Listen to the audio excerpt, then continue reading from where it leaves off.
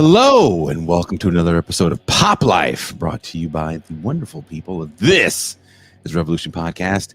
If you're new to the channel, welcome. So glad to have you here. If you're a returning listener, subscriber, or one of our very valued patrons, so glad to have you back.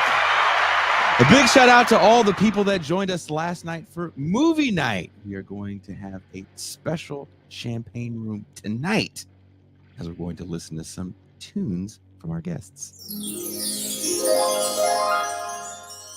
So if you want to join us, then you have to become a patron. As you know, TIR is totally listener funded.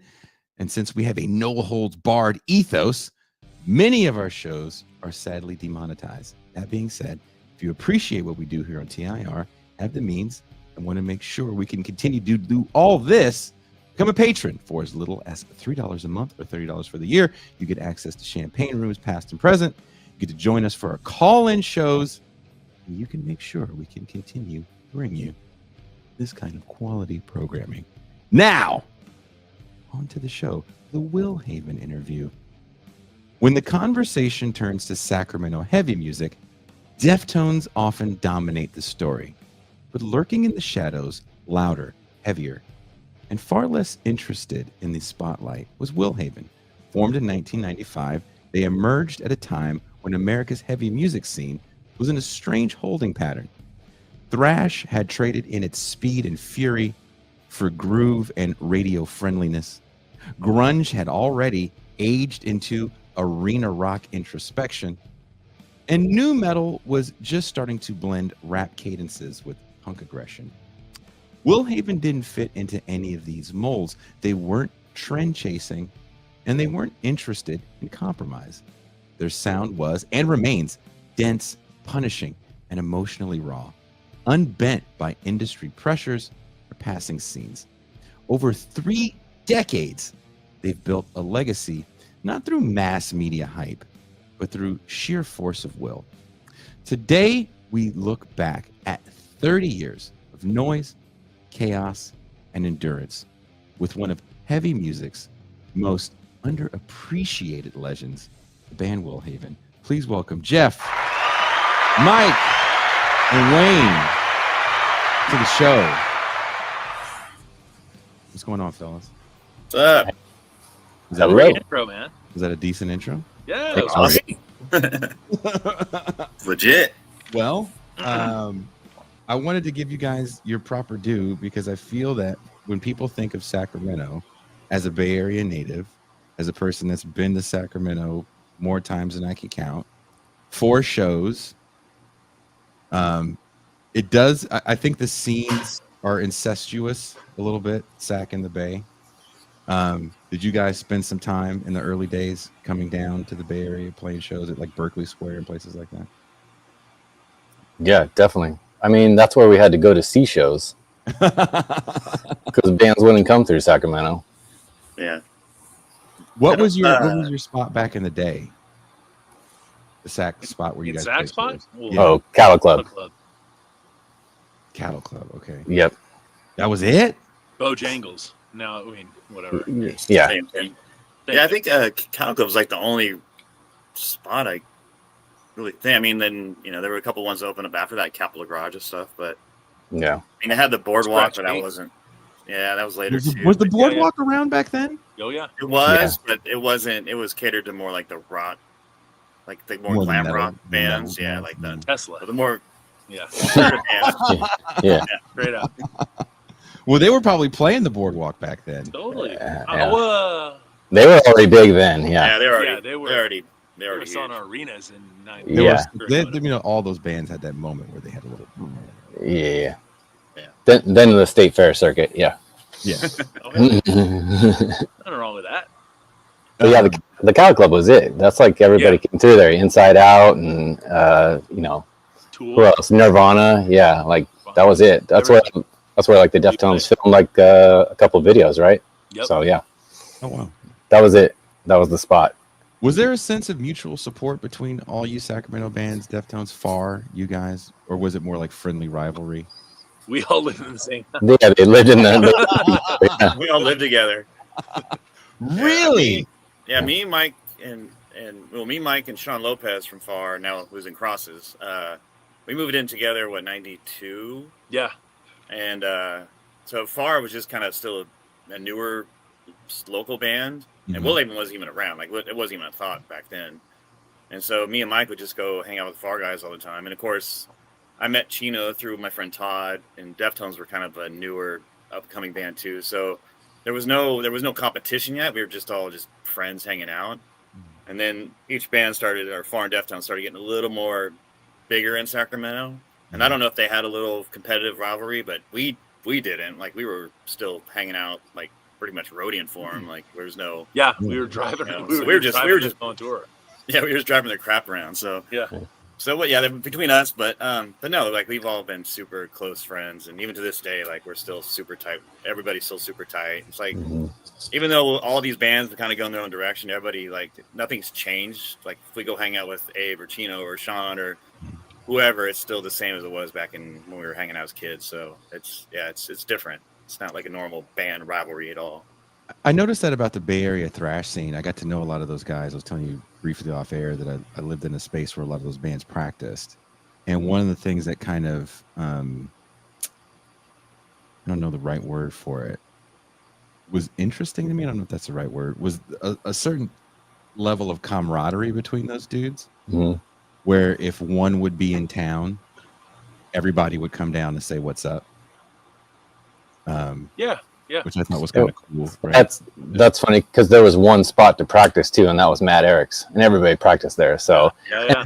and I think we all got like hand-me-downs from each other too. It was like, you know, guitars and amps and stuff. They all got handed down and switched around by, you know, like Mike had like Johnny from FAR's bass cabinets, and you know, Got caught on fire. Yeah, it caught on fire. So, yeah. Sorry, Johnny. Yeah, So- like, I actually still have one of Sean's cabinets from back in the FAR days. So yeah, We got their it was- hands. it was totally a family vibe.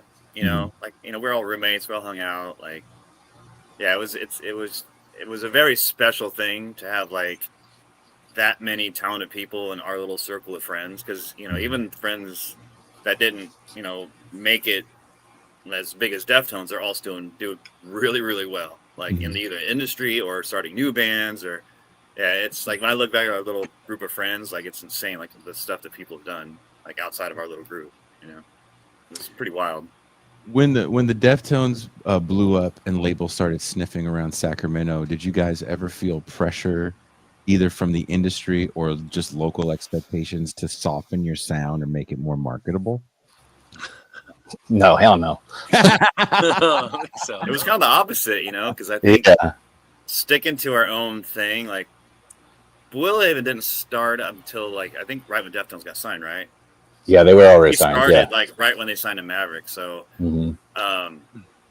they took us out. We opened up for them on like an LA show, like a little club show, and then by the time Around the Fur came out, our first record had just come out, and that's when we went on tour with them. So yeah, no, I think we were just always our thing, and I think that's why, you know, maybe that's why the Deftones even took us out, because we were our own. I mean, not only because we were friends with them, but we were doing our own thing, and I think they appreciated that we weren't trying to sound like them or FAR, who we easily could have. Yeah. Like, we were just kind of blazing our own path, and like, that's cool, you know, like that's something we can, you know, admire or whatever. So yeah, we never tried to copy any of our friends. Like, that was kind of like a no, you know. Do you think that has more to do with kind of the age cohort that everybody is in, where biting is so looked down upon and originality is something that you have to have? Totally makes sense. Yeah. Yeah, definitely. And we might have had a couple different influences than they had too. Like, you know, they had their influences, but, you know, the four of us, including Grady, we were like into Neurosis and Bloodlet and like Coalesce and just all these weird like hardcore bands, and that's kind of where we stemmed our sound from. Whereas where Deftones might have had different influences when they were starting their sound, so it was just a different era that we started our band in than they did. So naturally, we were just kind of probably going to be a little different than they were, anyways. But even though Neurosis, you know, you guys were talking about Neurosis briefly when we were off air as well. And look, I'm a big Neurosis fan. That being said, I've never tried to sound like them. And there's a bunch of people that, you know, they're Neurosis fans because they sound like fucking Neurosis. We won't name names, we know. I should write it in the private chat. You guys, to me, I don't hear any of that in your sound. We hit it really well, man. Yeah, Well, because Neurosis is like, how do you explain it? Because you're probably talking about the Through Silver and yeah. Through Silver. That's like 90. That's like 95, 96. Yeah. Soul Zero, Enemy of the Sun. Yeah. And there's a certain sound they have where they're heavy. Yeah. But it's also, they have these just long instrumental passages of chill. Mm-hmm. It's almost atmospheric. Yeah.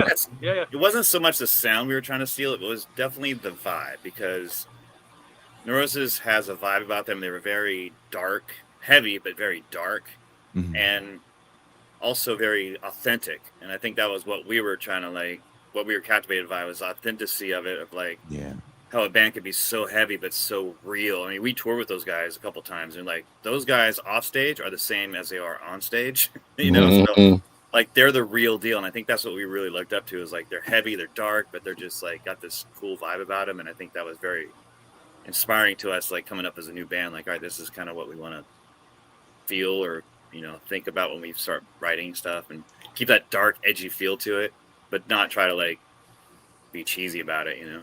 I think Neurosis was about like trying to scare people, and I think we were kind of in that vein, like trying to be heavy and kind of scare people. I remember writing early on with Jeff, and we were always trying to get people to like bob their heads and then throw something out of whack, so that they're like, "Oh, where's the beat?" kind of thing. So that was kind of Neurosis too. And then you said it earlier, but you were talking about like the slow kind of grungy kind of stuff.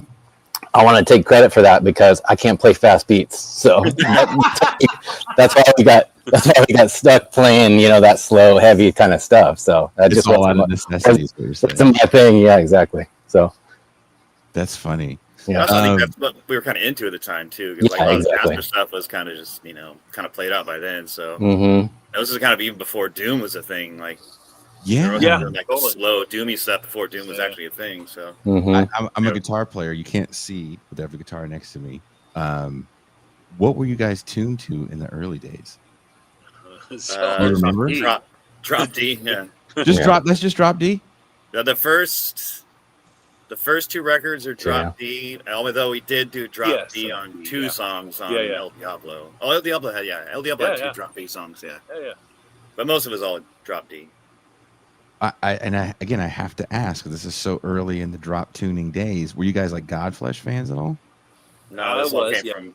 Well, yeah, but I mean, this tuning came from Sean Lopez, because our original. So me, Sean, was in a band together before Will Haven called. There you go. And it was a metal band, and so Sean played guitar in that band, and everything was in drop D. So when I picked up the guitar, I was like, well, I know how to tune a drop D, so I just stuck with that. It was easier to play. So. I was gonna say, was it just easier to play? It was easier to play, yeah, for me anyway, because I was a brand new guitar player, so it was easier to write songs, and you know, it was a little heavier than it was E tuning, so I like that too. You know, no one was dropping down to A yet. You know, everybody was about D, and that was about as far as we were going at that point. You know, like Sepultura was in D, Neurosis was in D, a lot of bands were in D, so it just was a standard, like the drop tuning back then. Now everybody's in G sharp, A, D, F. Yeah. I have. And there's this one acoustic guitar that Skip had that wrote all the Will Haven songs. He sat on the porch, and wrote all the Will Haven songs in drop D. That was actually Sean's guitar. Oh, was it? Nylon string guitar. Yeah. He got out of his room and never gave it back. All the riffs on the front porch on acoustic guitar. Well, this is another thing I want to ask you guys about. So a lot of bands in Sacramento, again, they're experiencing with melody and atmospheric sounds, and you guys, it seemed like you doubled down on heaviness. So even if you're joking, Wayne, about, you know, not being able to go Mach 1 on the drums, you're still kind of doing this thing where you guys are a bit on an island in the early 90s, because we're not even talking about Sabbath worship. Yeah. And in the early 90s, I don't even know who the singer of Sabbath is. Yeah, right, for real. I think a lot of the hardcore bands we were playing with, like Strife and, you know, those kind of bands, they had a lot of punk, and they had a lot of fast beats, Snapcase, stuff like that. So we weren't in that vein. We were kind of doing our own thing. So yeah. Yeah, I think just everything with like my songwriting, Wayne's drumming, you know, Mike's bass tone. It just like created this whole different thing that we weren't. It wasn't we were trying to do something different. It just happened that way, you know, because who we were, you know, and like we were just trying to be authentic and not push our boundaries of what we couldn't do, like just keep it within what we can do and just try to write the best songs we can. But I just think everybody brought a unique style to the band, which just made us who we were, you know. Now, when you guys are playing shows, what is the response like? First of all, I'm assuming people are coming out because this is back in the day where you came out to shows because there was nothing to do on a Friday, Saturday, sometimes even a Tuesday night, and it was probably $5 to get in, and you could go have fun. So when you're playing shows, what is the vibe like from the audience? Because it feels like this is also a moment where music. This is my thing about quote unquote new metal. And I say that that's like almost a post facto moniker that we put on that music. And it's almost means that you wore baggy stuff and like FUBU. Synchronized jumps. Yeah. Yes. Synchronized. No. Yeah. But I think we started out with the hardcore shows, and the hardcore shows were like garages and houses. And so the hardcore kids are in your face and they're swinging their fists, and you know, it's totally different than a regular, like, you know, club venue kind of thing. So, and then it kind of changed. We started touring with like metal bands and stuff like that. And a newer audience came to us. But when we started out, I think it was more hardcore shows, and those kids are always nuts. They're going crazy. They're we're playing like garages and like, in San Diego and like, you know, kids felt like and stuff. Yeah. I always felt like we were kind of an outlier though, you know, because like we were playing with Snapcase and Earth Crisis and stuff like that, but I always felt like we were still different than the hardcore scene at the time. A lot of kids weren't sure like how to take us, you know. We were in the scene, so they liked us, but we weren't the crunchy like straight edge anthems that everybody. We were kind of like more neurosy, more dark, more like with all the noisy cymbal grabs and the blast beats. Yeah, like we were more noisecore than we were like hardcore. So a lot of kids they didn't get it, you know, for a long time. I was gonna ask, like, what? Because there's a formula to that, especially in the '90s. There's a formula to that music, right? Right? There's a formula that you're gonna get. So if you're going to see that show, you know what you're getting. You guys come on there, and there has to be just a sense of unease with the crowd because they don't know which direction it's going. I think that was another thing. I think we scared a lot of people, you know. We were so loud and so in your face and so like dark, but then Grady comes out and just screams his head off, and people are like just taken back by it. They're like, whoa, what is this band, you know? Like, because we had, luckily Grady's such a powerful singer, we had the band to kind of back him up. Or a lot of bands, it's either the band's better than the singer, or the singer is a little more powerful than the band. It's like Willhaven had a very good equal balance of like the band was super loud and heavy and aggressive, but then Grady was like kind of the icing on the cake. So it took a lot of people back. They didn't know how to take it at first.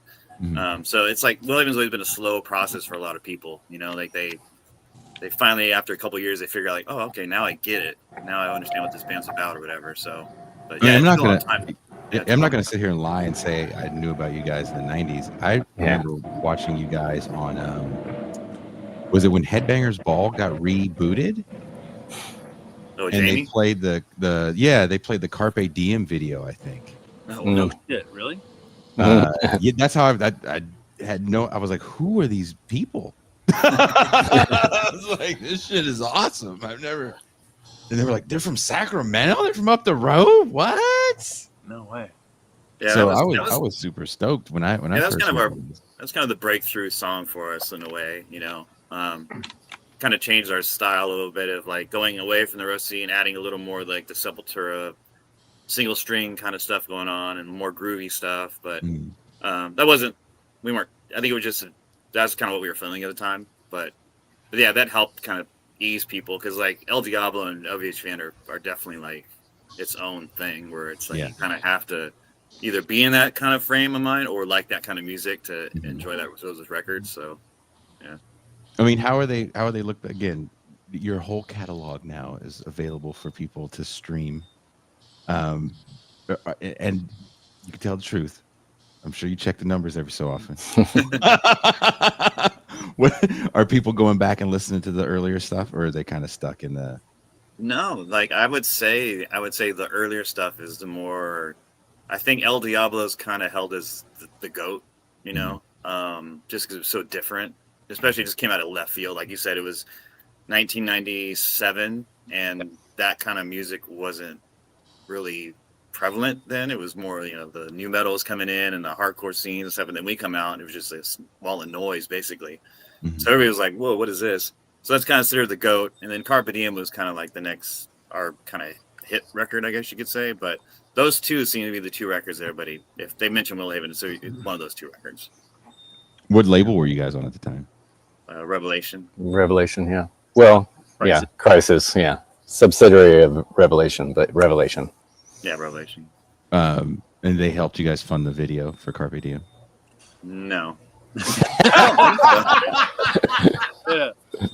Damn, you had a modern ass deal. Yeah. Yeah, like, well, we have a really good friend, Brad Oates, who we've grown up with forever, and I think that was the first video with him, right? Yeah. And he's like, oh, I got a couple friends that we do videos. I'm going to come do your video. And so he came over and kind of had an idea what we were going to do. And we filmed it at Mike's house, actually. And just by coincidence, like, Chino called me that night while we were filming it. And he's like, what are you guys doing? Like, well, we're just filming a video for our you know, for our new record. He's like, let me come through. I'm like, yeah, come over, hang out. So I think his intention was to come over and just like drink a beer and hang out. But they're like, you got to be in the video, dude. Like, you're here. We got to throw you in there. So we threw him in there and threw him in Grady's car. And he hit Grady's with it. He hits Grady with his car. And so that just random coincidence, like pretty much what broke the video was having Chino in it. Because right then Deftones were starting to blow up. And then everybody's like, what is this band having Chino in their video? Like, who is this? And so everybody started making the connection. And so having Chino have an appearance definitely helped push us, you know, to where we could get on MTV or they played on some of the box all the time or something like that. So that helped. Yeah. Was it different for you walking around town after that? Were you guys recognized? Tell the truth. I think Sacramento's like that. Because, like, me and Wayne go to lunch with Abe all the time, and, like, no one even recognizes Abe. Like, you know, it's like, we just leave him alone. And it's not like that in Sac. It's not. Nah. Yeah, it was such a small scene. Like, I think only the people that were in the scene kind of realized what's going on in the world. You know, I mean, now Deftones are starting to blow up, but you know, it was just never. It's never LA. You know, it wasn't that type of vibe. The Northern California, and I think we both agree with this. You can be quote unquote famous, and people don't care because it's Northern California. Pretty much. No one comes to Northern California. No one really cares. Yeah. Everybody's in their own shit. But it is interesting that you said the Deftones are just now blowing up, and I know what you mean, where these guys are playing bigger rooms. Resurgence, yeah. You know, again, they're around 30 years into their career as well. Crazy. What does that mean to you guys? Because when we're coming up, especially heavy music is a young man's game, and kind of like the Tesla joke you guys made, which is mean because I know I went to high school with the guitar player Tesla, the new one, Dave. But they're playing arenas again. But it feels like legacy bands, quote unquote, maybe because you were around when there was terrestrial radio and MTV was still a thing, they can still pull a lot of people. Metallica's still playing massive rooms and kind of playing these first 5 albums. No one's going to see Metallica live to hear 72 Seasons. No, not at all. You know, you're going there to see the Black Album and, you know, the hits, Ride the Lightning, and, you know, play that. Funny about, but it's funny about Deftones is like, you know, like if Korn put out a record, you could say people would be somewhat interested in it, but Deftones is different. Like, this new record seems like there's a lot of people that are interested in it, like more so than you would like a legacy band with like, 30 years later I put out a record and I'm dying to hear it. Like, you don't hear that a lot. But with Deftones, everybody's like, I can't wait to hear this record. I can't wait to hear this record. So it's a little different for them. It's like they're almost like a new band again, you know, in a way to me. Like, they're just kind of, they don't feel like a legacy band to me. They feel like they're born again, and they're just like capturing something magical. But they're a great band. So it's like, if they put the same record out today, they'd probably still blow up. So they're a different species to me, but you're right. The legacy bands are definitely making a comeback. You know, Korn, Limp Bizkit, Linkin Park got back together. Linkin Park got back together. They're not playing little rooms. Still going. Yeah, these are big rooms. I asked that question because I want to ask you guys: do you feel, at this point in your lives, you've lived a little bit? right? Yeah. Probably got married, you probably got divorced, maybe some people have kids, right? It changes your perspective. It doesn't necessarily change the heaviness, but it does change your perspective when you're putting music together. You're better players at this point in your lives. Do you feel now that you're making some of the best music of your musical careers now, opposed to 20, 30 years ago? Yeah, That's good. it's probably different. Like right now, I'm taking a little break from Will Haven. I'm doing a new project with some of the guys that are currently in Will Haven now, Mhm. and it's not Will Haven. It's completely different. It's like Pink Floyd meets like Hum meets The Cure. It's kind of like me going, I need to cleanse my palate for a minute and just try something different. Mhm. So we got together and we just started writing some music that was completely different than Will Haven. So for me, that's when I kind of see like how far I am as a musician, how I've grown as a musician over the last 35 years. And it's a test, I don't know where I'm going to go with it, but I'm having fun with it. And so to me, it's not about writing the heaviest riff in the world right now. It's me just trying to like do something new and fresh and just see what I can do with it, because heavy music, you can only do so much, unfortunately. You kind of run out of room. Every band's trying to reinvent themselves. Even heavy bands are trying to like try to sneak something in there to make them a little different, but it's hard, man. Like you kind of hit a wall after a while, so sometimes you just got to go like, all right, let's take a break. Let's try something else. And maybe that will inspire something else down the road. So, but yeah, I don't know. I think when I look back on my career, it's like spending time with these two guys up there on the screen with me, like, the best time of my life is with Wayne and Mike, and we got to travel the world together. And like we started 95 and we were touring the world by 97. Like that doesn't happen to bands. Like that doesn't happen, and like we were traveling motorhomes and planes and like,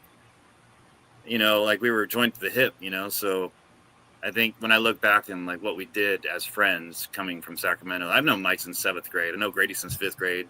I met Wayne when I was like 19 years old. So, like we've grown up together.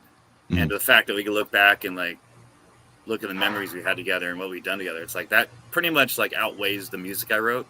The music's there, it's cool, it's what got us there, but it was more like the journey I had with my buddies than it was the music, Can I ask you a serious question? No. I feel you on that on a almost visceral level. Like I feel you on that, and I feel like it took me a lot of years to get to that point where I was okay with the experience and not where I was in some sort of hierarchy of bands, right? Yeah, that never mattered to us. Yeah.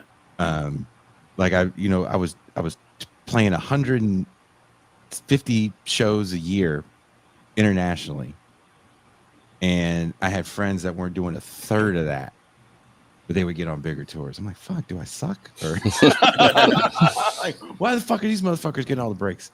And then I don't know if it was age or just time, something kind of washed over me where I was just like, I did the things. I've seen places, I've played rooms where people really dug what I did. My peers, people I've looked up to in the industry, look at me as a peer and respect my work. So I was happy with that.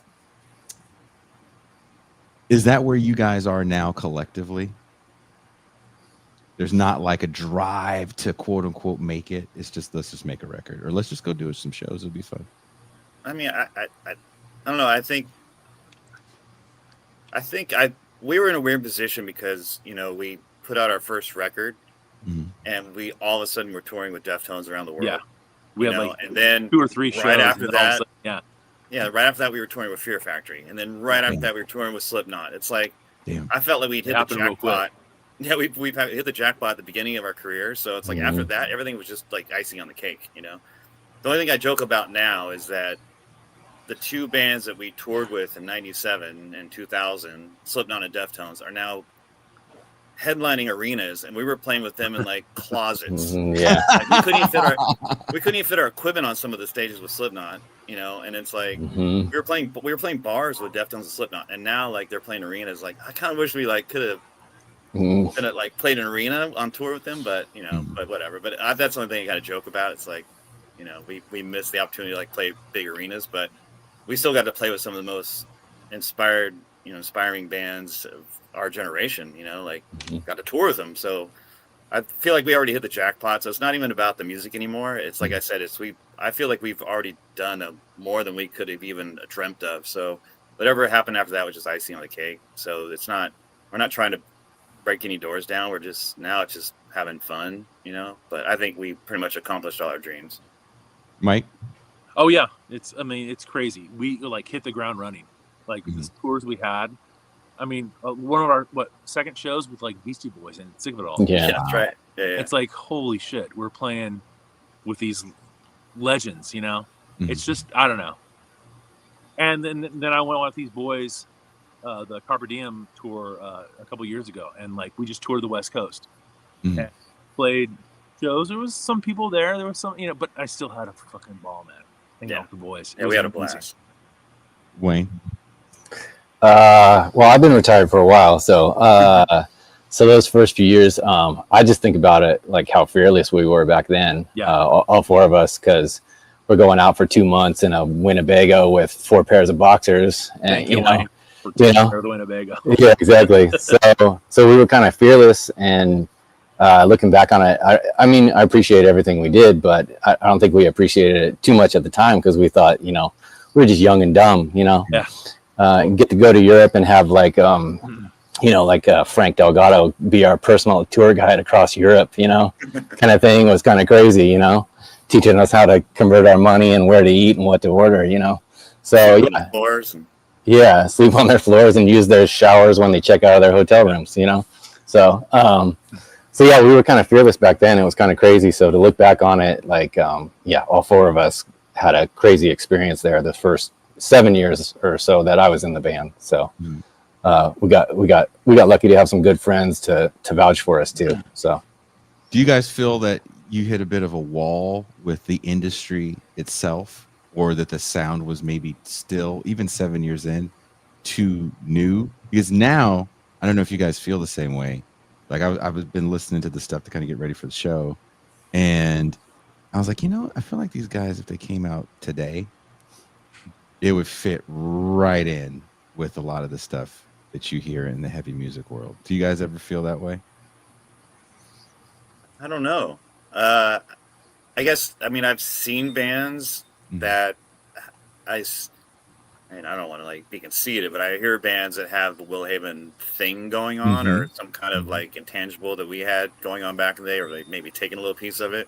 I hear that. So I don't know. Will Haven's one of those bands. It's like, it's kind of like Neurosis, right? You would think Neurosis would have been huge, but they weren't. They're a very underground band. Like a lot of people, it was almost like a cult following for Neurosis. Like if you knew Neurosis, if you saw somebody with a Neurosis shirt on, you're like, that dude's cool. You don't see that very often. You knew they like good music. So it was kind of like the same with Will Haven. It's like we were just very cultish underground band that just never, I don't think was ever meant to like break into the mainstream. I think the closest we got to that was touring with Deftones. That broke us into somewhat of a mainstream, but I don't think this band was ever intended to be a mainstream band or like one of those bands that people was a household name. We were always supposed to be a cult, underground, cool band, and that's kind of where we are. And I don't mind that. Like that's cooler than it is, being a legacy band or like, just kind of playing the same songs for how many years and just kind of trudging along, Yeah, it's like Kiss, right? 50 years. yeah. Do you guys know they sold their music rights? Catalog, yeah. They sold their catalog. Did they really? How much was that for? 350 million. 150 million? 350 million. Oh, yeah. They sold everything. Yeah. Makeup. They sold everything. Yeah. I said the likeness. Felt real comfortable. They felt real comfortable doing it. Yeah. Yeah. They're too old to spend it. Yeah. What are you gonna do? I met Paul Stanley when I was working on a tour for a kids TV show, and Paul Stanley was there, and I was like, "Oh, are you here with your grandkid?" He goes, "Oh, this is my son." I was like, "Oh, yikes!" Oh, it still works. We played a festival with them a couple years ago, and like I accidentally walked towards their dressing room, and I got ushered away very, very quickly. Really? Yeah.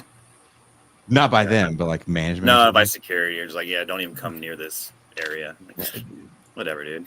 Yeah, you know what? I've never interacted with Gene Simmons, but I will say my interactions with Paul Stanley, dude was hella chill. Oh, He was good. hella Oh, chill. And he didn't seem like that, but security and what they're told. And Wasn't there a Chi? Yeah, Yeah, yeah. yeah. We went on tour together. Yeah. Yeah. Deftones and Kiss on tour, and Chi had a little anger issue with Gene Yeah. We Simmons. want to kick everybody's asses. That's what Yeah. we want to kill everybody. is that the tour where the Deftones got hella mad because the fans didn't give a shit about anything they were doing? We Yeah. weren't allowed to sound checks or anything, man. It was fucked up. Well, Yeah. funny like that. The thing Chino told me one time that when they were on that tour, they were. I think it was Adrenaline, right? That they did that tour on. Yeah, so yeah. a lot of people didn't know who they were, and I remember Chino telling me that they would get done with the song, and they hear a little bit of clapping, like ooh, like a little bit of like clapping, and then all of a sudden we just go, ah, boo. Yeah. So they were just like, oh, I don't know if it's the best tour for us, but I heard Yeah. the Cult say that about opening for Metallica, and that's the Cult. Wow. Yeah. So that's I mean, yeah, there's that's not just easy. some people who wants to open for Slayer. Yeah, right. I don't want to. Sounds like a nightmare. I was worried about that when we opened for Slipknot. I thought that was gonna be a problem for us, but he did okay. But I was worried about that. Yeah. No, we did great. Yeah. I mean, Better that's a heavy. I heard Dillinger say that about Slipknot as well. They did an opening run for them. I mean, you would think that people go to a heavy show like that and expect to hear heavy music. Is it because you guys didn't have makeup on? Yeah, well, we did their Yeah. we toured on their very first record, so they were like the thing at the time. Mhm. And I don't think anybody wanted an opening band; they just wanted to see Slipknot. So Mhm. we were just kind of in a tough position. Like the kids just wanted to see, because I mean, it was like one of their first headlining tours they'd done. Mhm. So people were just anxious to see them. They had not seen them live yet. They wanted to like see them, and we were just like, okay, well, we got to bother you for like 45 minutes. Hopefully we get through it. Do yeah, you guys remember Hot Topic? Oh yeah. I don't remember your shirts at Hot Topic. Was that No. by design, No. or was that Mike made our shirts, Well, and Yeah. Wayne. and Wayne, Yeah. Mike and Wayne. Yeah. Yeah. I got you had a silver screen? bill. You had a screen, like a little hell yeah. one from Hobby Lobby, or you actually? No, had No, we just, we made our- we just had screens. We had a box with the screens, ink, squeegee, and Yeah. what else? And we go to like Mervin's or whatever and buy 3-packs and screen shirts in the clubs. That's Yeah. a West Coast thing for people that don't Yeah. know. That's Yeah, I'm sorry. Hell yeah. Well, it was Straight before up. Target, right? So I don't know. So yeah, and patches. We would screen patches, and that was our gas money to get to the next show. that was your merch. Yeah, that was our merch. Yeah, homemade T-shirts. And We had cushions for CDs. Wayne's drums too. We lined the shit out of his drums with all Yeah. the patches and everything else. Yeah. Oh shit! Oh Yeah. yeah, So that was the one thing. Rev did give us tour support. They gave us like what, $200, 2,000 man. CDs. Yeah. Yeah. They gave us like 2,000 CDs. That was, Sell that these. was our tour money. Yeah. And they're like, sell these. Yeah, well, I mean, you know what though, it worked because like we sold a crap load of them on the Deftones tour. Mhm. That's kind of how we got our gas money, was like selling Mhm. CDs. So It wasn't merch for a was label, huge for for us back goddamn then. sure. Yeah. Okay, Just- so now let's fast forward to the last, I don't want to say reunion, but tour you guys did. Was it 2 years ago? You said, Jeff? A year ago? with Mike, we did a CARPE DIEM reunion tour with Mike. Yeah, was it 2 years ago, Mike? Yeah. So now you're not pressing the merch the night before in someone's bedroom or garage. You're No, the merch guy. No, we were though. You were? We were. I flew out to California. We went through the Oh, that's set right. list Mike was twice. helping the screen it. That's right. Yeah, dude. We went through the set list like twice. I was practicing all these songs in my fucking garage for hours and hours, and we went through the set list twice. And all of a sudden, I was silk screening like grocery bags. After that, Mhm. we spent more time silk screening grocery bags and like shirts. That's right. Yeah. Than we did practicing on the shows. Pretty amazing. I mean, It's let's pretty be good. honest, I knew there's it was nothing fun. like that brings a group together Yeah, for a tour when you're all, and because it's a process. totally. Someone's got to squeeze, you got to clean the screen Yeah. out, right? Then you guys get Brian creative. You're like, Fold'em. dude, what if we tape this part of it? I know exactly. Well, I mean, that was the what best. you got there. That was the best thing about Willhaven is like we were all super best friends. So like most bands, like you get like a guy in there you don't really know, or somebody get answered in a paper in an ad or something, and it's like But I grew up with these guys here my whole life. So it was more about just us hanging out and having a good time. And like we go to practice, we would just screw around for like a couple hours and talk crap or whatever, and then practice. And you know, and then when we got done with practice, we go home and still hang out. You know, me and Mike already lived together, so it's like we were always together. So it wasn't really about the music. The music was just, we had nothing else to do. It was just kind of fun, but you know, we just liked hanging out with each other. You know. I mean, that to me, that makes the best music when totally. you can actually be friends. Again, hanging around older, more the Forbidden guys, for example. That's not the original lineup. I think it's only 2 original members, but all those guys came up in the scene together. They've all been hanging around each other for like 40 plus years, and you know, to see a certain kind of camaraderie between those people, you're kind of only going to get, if you're a fan of that kind of music, you're only going to get a good show because everybody's getting along. Yeah. Everybody's firing on all cylinders. Yeah. Plus, I mean, Mike and Wayne haven't been in the band for a while, but it's like, it doesn't feel like that. Like they're still my brothers. You know, we've talked, the 3 of us have talked every day for what, 5 years now? Yeah. I think we're going on 5 years. We've talked every single day. So it's not even about the music. It's about our friendship. You know, like these guys are my brothers, and it doesn't feel like a day's passed. Or like, you know, well, even to me, it's a completely separate thing to our friendship, but just that it was a part of our friendship and like got us around the world. But, you know, it's not like why we're friends. You know, we were friends way before Will even started. So it's not even about the band. It's just about our friendship and, you know, what we've done together growing up. You know, it's pretty crazy. Kind of going back to the 90s. By the late 90s, MTV and radio were pushing nu metal hard, and your band didn't really fit the mold, but you were still getting attention overseas. Why do you think Europe connected with you so strongly compared to the States? Europe was a whole different bag as far as the fans go, and the media, like the Kerangs and the Metal Hammer and stuff like that, just completely different. They were just more into the goth and the metal and the punk than California or anywhere in the U.S. was, really. So that was our market. Yeah. Yeah, and the media was different there. You have the magazines and everything, like Kerrang and Metal Hammer and what's the other ones that we were doing, but and then the Deftones tour we did was the perfect scenario because it was really it was like the first Deftones European tour they've done ever. And so I think they did one before that. There was only like a couple. It was like a really quick week tour. I think that was Florida, that one. And then we did the first like full like tour with them. Yeah. So people were like dying to see Deftones, but then, you know, it was only us two. It was only us and Deftones. So there wasn't like a bunch of bands before they played. It was just us and them. So it was kind of like this Sacramento like package kind of deal. And we were just on fire then because we just come off the U.S. tour. So we were firing and they were firing. So it was like the perfect storm. And kids just had the best night of their lives. People still talk about this today. Like me and Mike were laughing about, like we did the tour. Like everybody comes up to us like, I saw you guys in '98 or '97. And like, okay, yeah, I know. Kind of now it's a running joke with us, but that was just like the perfect storm, and that just kind of launched us. I don't know. Were there any tours or label offers or collaborations you turned down because they didn't necessarily fit within what you guys were trying to do? I don't think so. The only thing we had to turn down was if somebody had to work. But other than that, that was my sorry ass. No, we played with everybody. We played with everybody that we. So you took it all. That didn't sound right. You took all the tours. So Hoobastank called you guys up. You're like, we're open for Hoobastank. Yeah. And we would have. I don't think we ever would have turned anybody down. Did you ever play with Incubus? I Speaking of don't that think we genre did of we? music. I think so. No, we played in one with they were the closer at a club in LA, System of the Down. Oh yeah. Damn. They were the closer, so nobody was there. Like 5 people were there. Yeah. Wow. Yeah.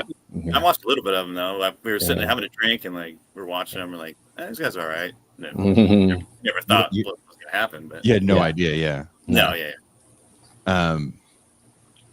You guys have kind of avoided genre classification. If someone was to put you in, sit you down, put a gun to your head, what would you say is the Will Haven sound? Since I'm talking to the architects of it. What would you say? It's changed over the years. So it's for when we were starting out, it was hardcore, and then we got thrown into noisecore, which whatever that was, and then it's just easier these days just to say heavy metal.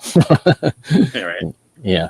And we weren't new metal, but they tried to put us in that genre. But I don't think we were ever. No Do way. you think that hurt you, Mike? People saying What? you were new metal and not being new metal. Do you think that hurt you? Oh, I don't know. I don't think we really cared. Mm-mm. Mm-mm. I don't think we were into too much of the new metal either. You're gonna tell me you weren't a big fan of new metal band POD? Cold, I don't know. yeah, Cold Chamber. Yeah, no. Cold Chamber. Yeah. No, wasn't your bag. No, that wasn't our thing. No.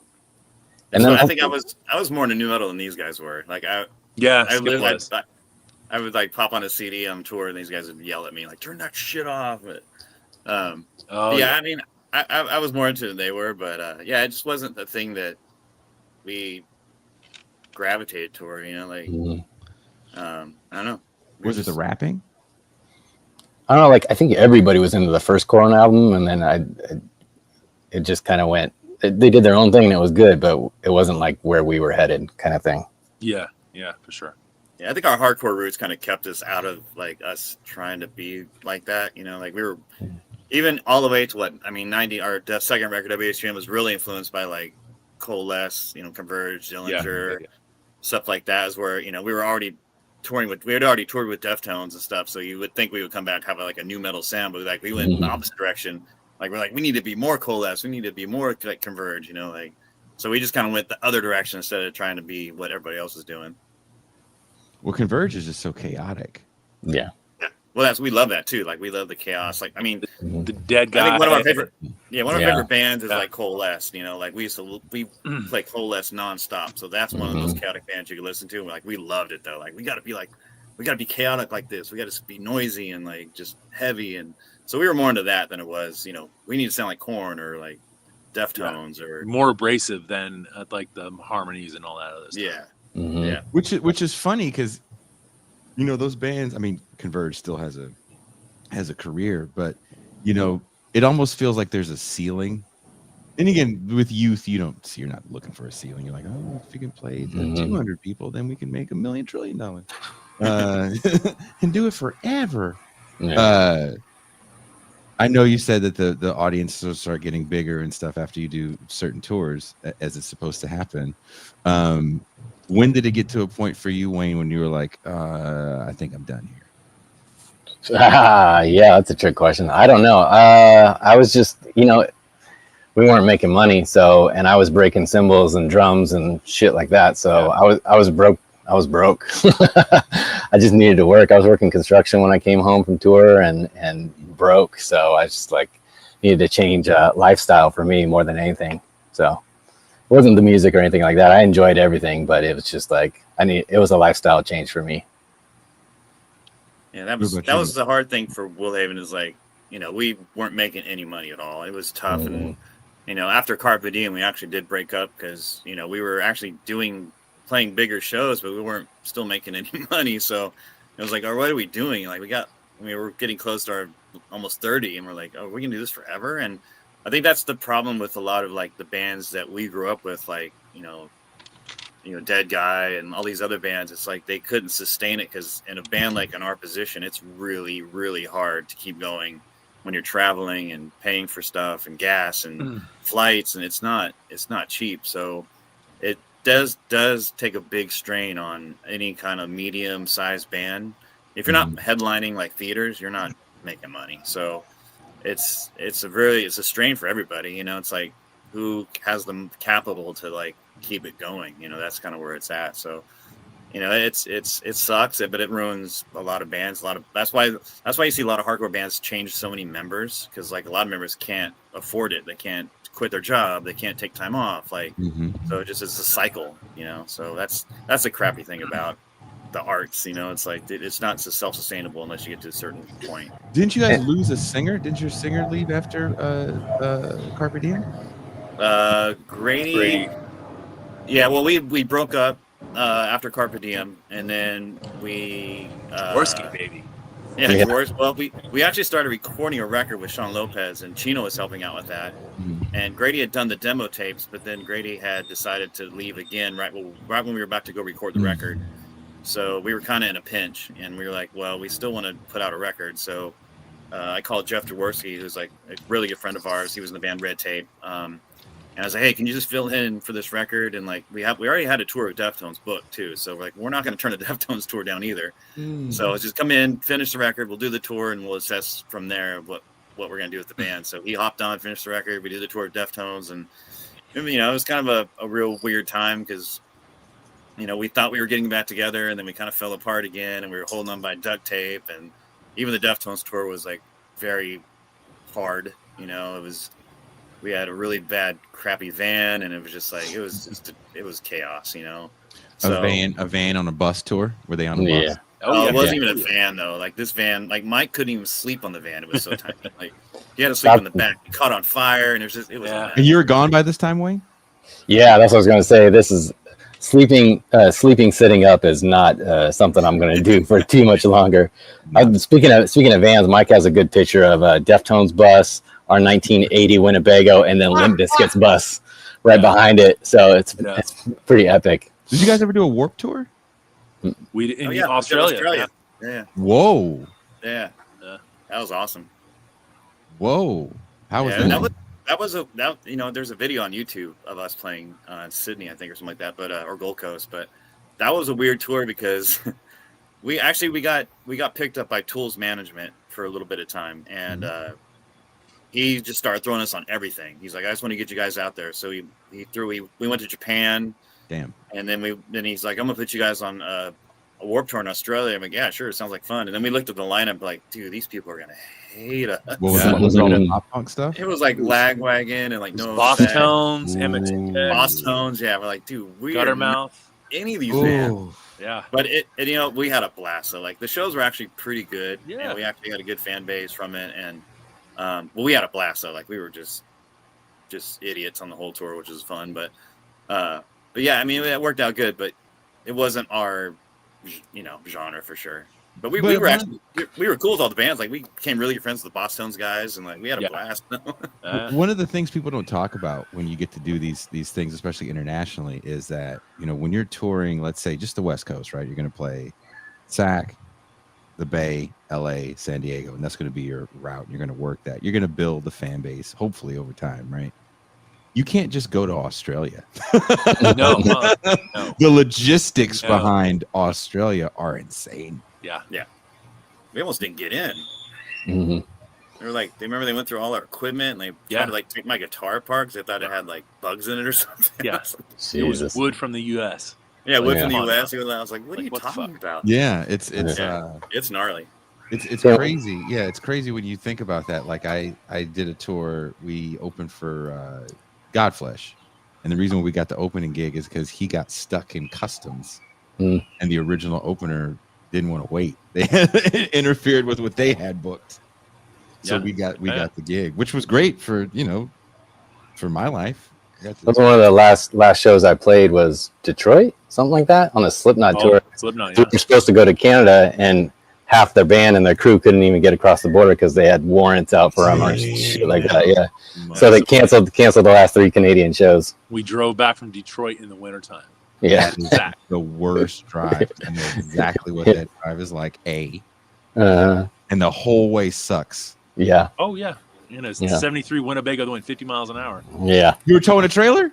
No. Oh no, that was the top speed, baby. We were sleeping on the gear. Yeah. So you were sleeping on gear. Oh yeah. In your homemade merch. I made the bed so that all the gear went underneath and the drums went on the back window. So that was our bed. My bass cab was a bed. Yep. Damn. And and because of that motorhome, we almost got thrown in jail in New Jersey because they thought we were smuggling drugs. You got searched by the dogs? It was laundry detergent. It wasn't cocaine. It was laundry detergent. These motherfuckers. Yeah. What is this? That's exactly what they did. 73 Winnebago. They put us on the curb we were there for like an hour and 2 hours. So they searched our motorhome, but it was all undercover cops. And we were just, I thought we were done. Like, we're going to jail, but yeah, it sucked. But yeah, they thought our motorhome was like a Breaking Bad motorhome. They thought, we were running drugs. They knew it. They knew they hit the mother. Oh yeah, they thought they hit it. You know, it was like, oof. Do you know how many times I have been pulled over in the U.S. of A? On the passenger side. Oh, yeah. Yeah.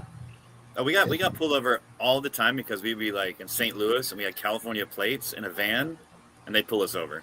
And ask us, what are you doing? Why are you driving through here? What do you got in your car? Like, they thought we were running drugs all the time because we're from California. It's like, we're just a band, dude. Like, I don't know. We wish we were running drugs. We were way richer.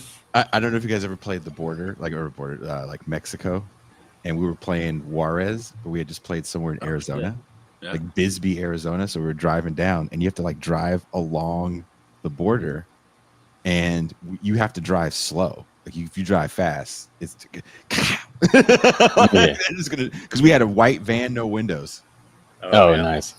So Border Patrol pulled us over. We broke down at the border. Yeah, we spent the night on the border. Yeah. Oh, dude, they on went Halloween through our night. shit. Did they ever go through? They went through our shit. They were like, Mm. I was like, hey, I'm just letting you know right now, we're a band. Like, I'm opening it, and it's like, that's why there's compartments. Like you said, we did something similar. We had built a bed. Yeah. And we put all the gear underneath. So it was like, that's why they're used to going to see a bed. We're a band.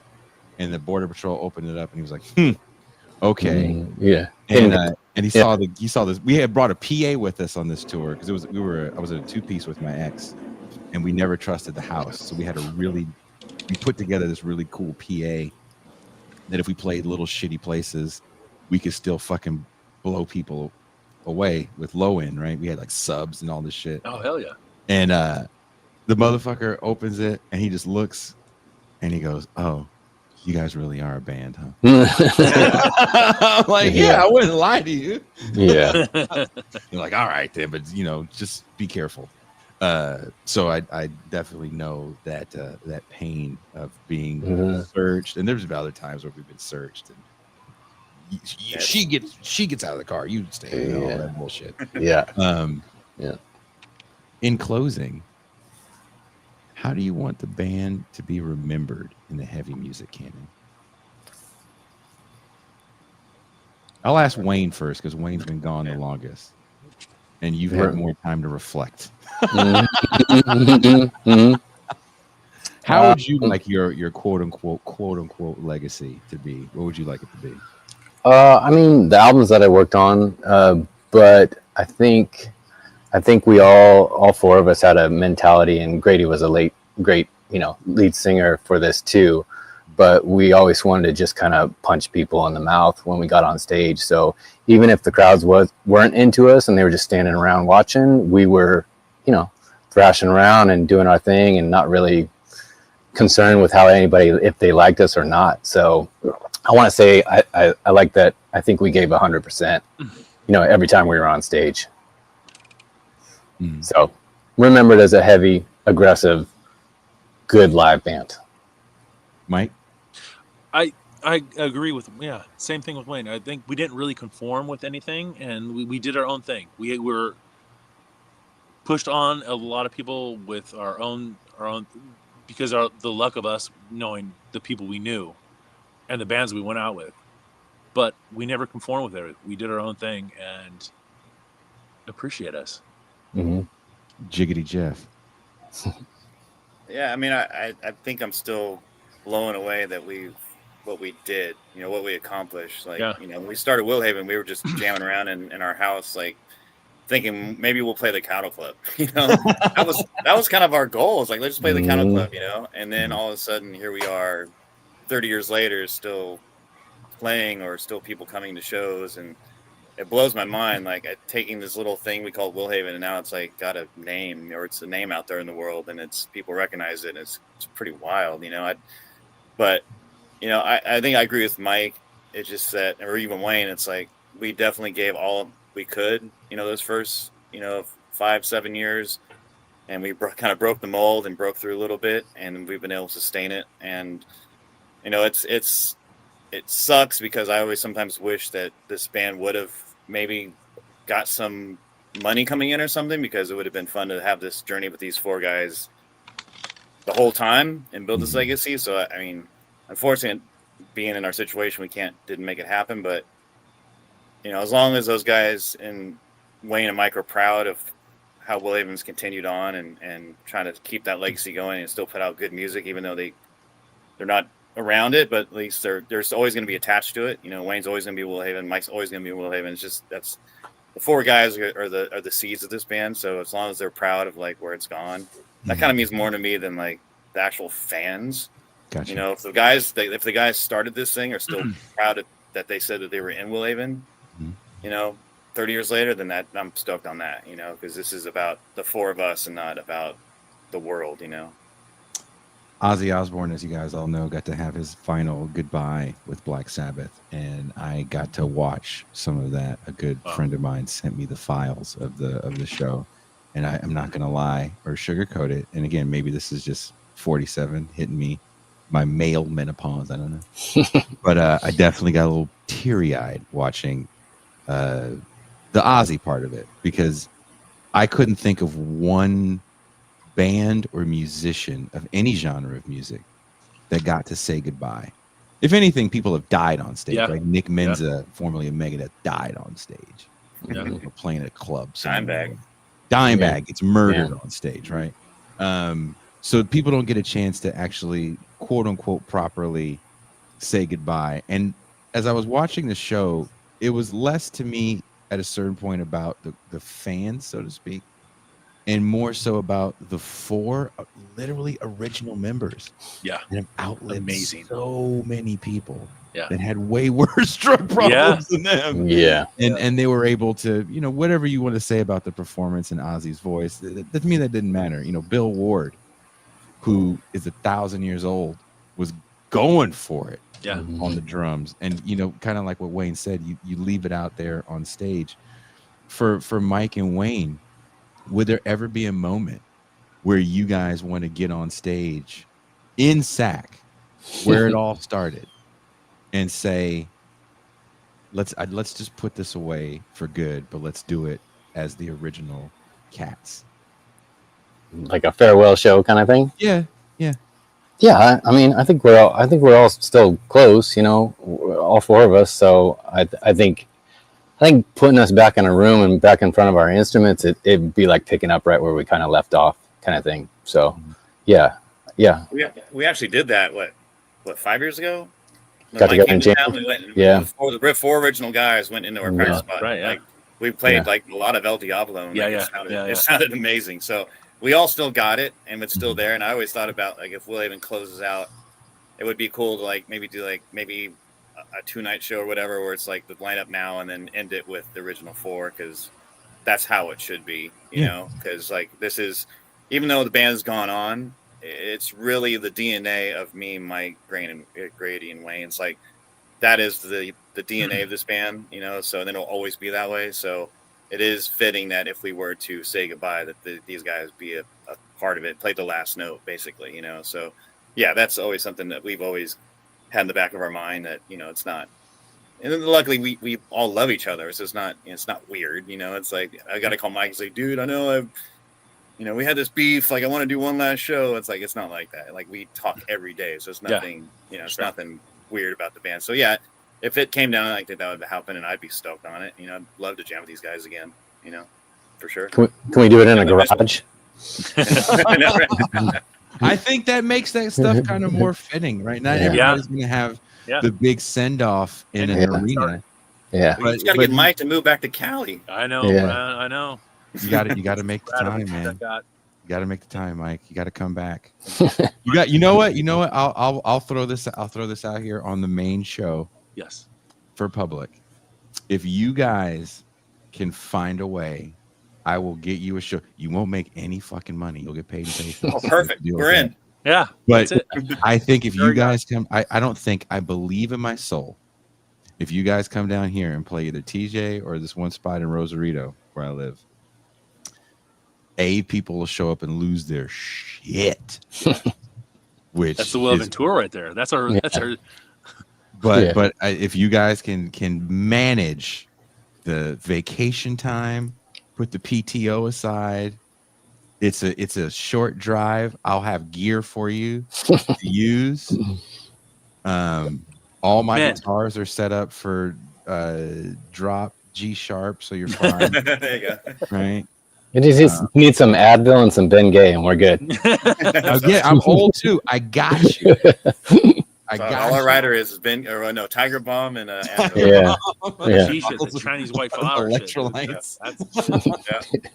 Yeah. If you guys can find a way, we can have one of the dopest farewell shows, like right by the water too. It'll be so Oh, yeah. sick. Well, me and Mike are in. If it's by the water, me and Mike are in. Man, Yeah. man. Oh, there's a half pipe. No. That's Not so yeah. much Too, now. too old for that. You got a breaking hip. No. No. I got decent medical. It's fine. Yeah. No.